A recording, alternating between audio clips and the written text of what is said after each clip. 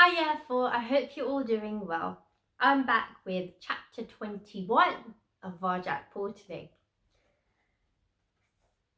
Varjak's wounds healed as the moon grew bigger in the sky. He slept most days in Holly's alleys, or hunted and foraged for food with her. By night, they searched the city for Tam. He was worried about her, but he liked learning about hidden ways and secret paths that no one else knew. Together, he and Holly walked the city's walls, its window ledges, its shadowy back streets. They always kept clear of people, though they could often hear them close by.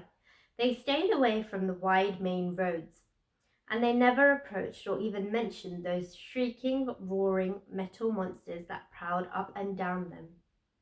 Everywhere they went, they asked about Tam. No one had seen her.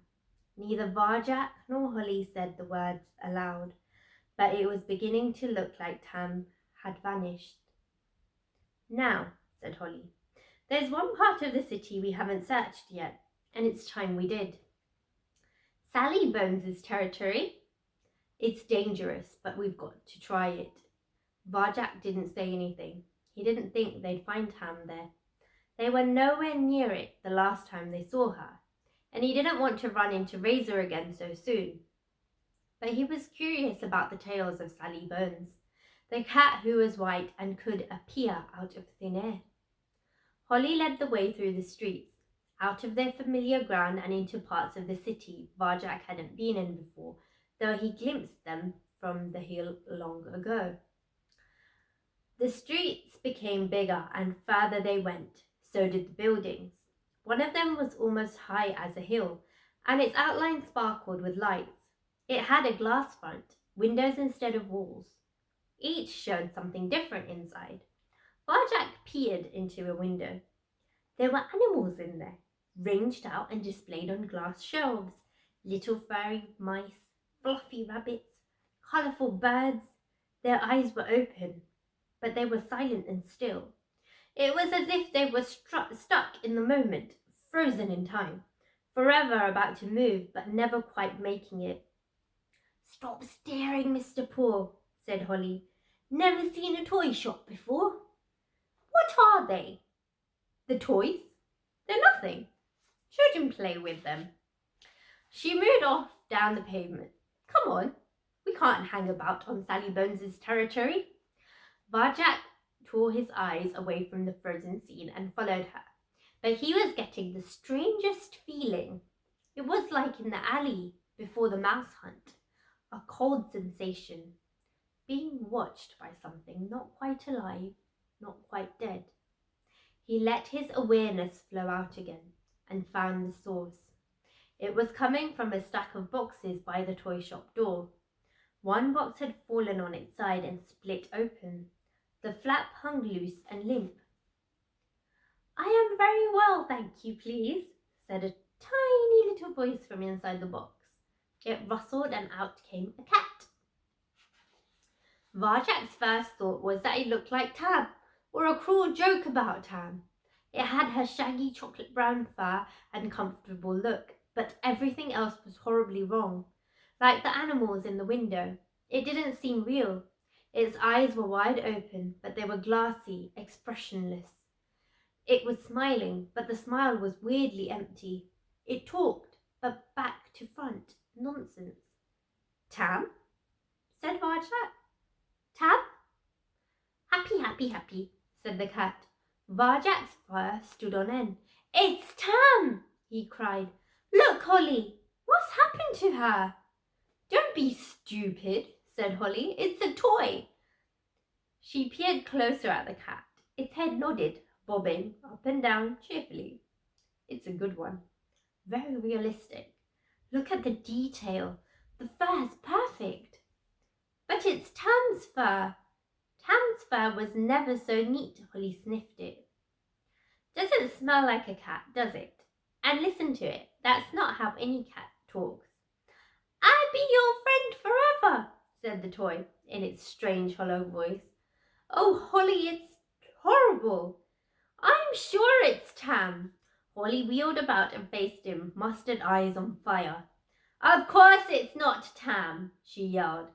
Get it through your head. Tam's gone. See?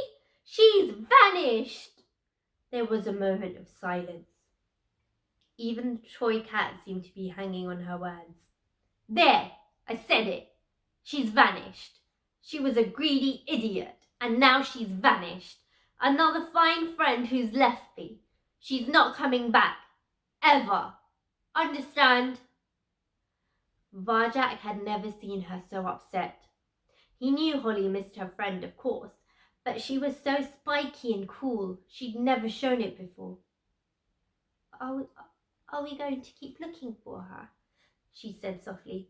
Here's your pretty kitty cat, said the toy. Holly closed her eyes. No, she's not here. She's not anywhere. She's vanished.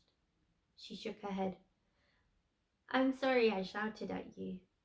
It's just, that's not Tam. Varjak peered again at the cat toy.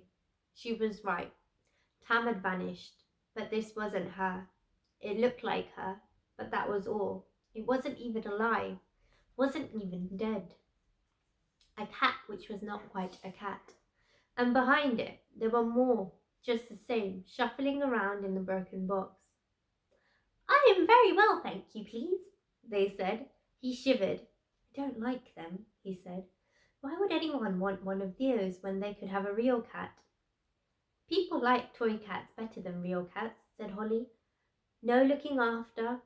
They do what you want. They're always nice and cute. Not like us. She grinned. Not like you, anyway. You couldn't get a toy cat to stink if you tried. He had to smile.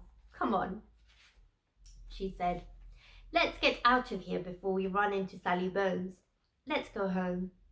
Varjak's mind whirled as they sped back through the city.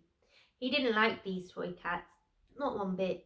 But then he remembered that toy mouse back in the Contessa's house. How real it had seemed, and how much he'd wanted to play with it. The Contessa's house. He hadn't thought about it often, with all that was happening, but the idea brought pictures to his mind. An empty armchair, an antique fireplace, a row of china bowls. The pictures were hard to hold on to. They kept changing into other pictures. The harder he tried to hold on to them, the harder it became. Even the garden that night, the gentleman's lips, the way his cats moved, it was all fading. At that moment, Varjak felt he would give anything to be with his family again. Away in the distance, he heard the muffled roar of a metal monster. A great wave of sadness washed up from his stomach. Let's stop here, Mr. Paw, said Holly suddenly, snapping him out of his thoughts. She pointed at a covered alley. We're still on Sally's turf, but it's more dangerous to walk through her streets now than to sleep here for the day. She smiled at him. He tried to smile back. Couldn't. Hey, what's wrong? She said. I want to go home. I told you it's safer to stay here. Not that home. My old home. On the hill. Still thinking about that? She shrugged. What's stopping you? I can't. I was supposed to go back with the dog to save my family from the gentleman and his cats. I tried to get one, Holly. I stood there, in front of those monsters, but I just couldn't do it. I couldn't even get them to talk. He closed his eyes, the shame still stinging like a new cut wound. I failed. It's not your fault, she said gently. Dogs are scary. Stupid, too. I've never heard of a cat who could talk to them. Varjak sighed. Jalal could do it. He knew that. But he was no Jalal. He wasn't even a proper Mesopotamian blue. All I know is I've let everyone down. I can never, ever go back. Without a dog, I don't have a home anymore. That's not true. The whole world's your home now. Even Sally Bones's territory.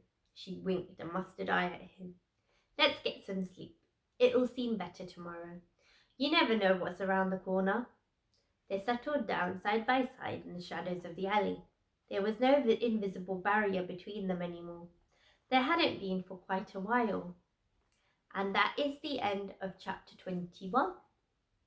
I will see you tomorrow for chapter 22.